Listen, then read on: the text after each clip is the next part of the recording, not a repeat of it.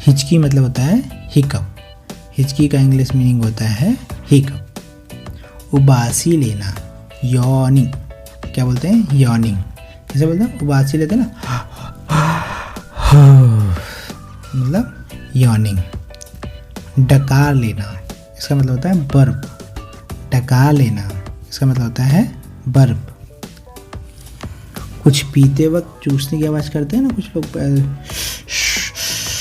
ऐसे ऐसे करके करते हैं, चाय पीते हैं, सुड़ुक के पीते हैं जिसको बोलना है, तो उसको बोलते हैं स्लर्प।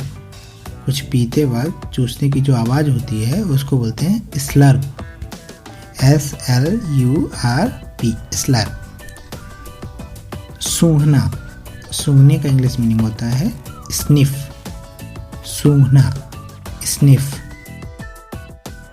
पैंट का मतलब होता है हाफना, हाफने का मीनिंग होता है पैंट, PANT।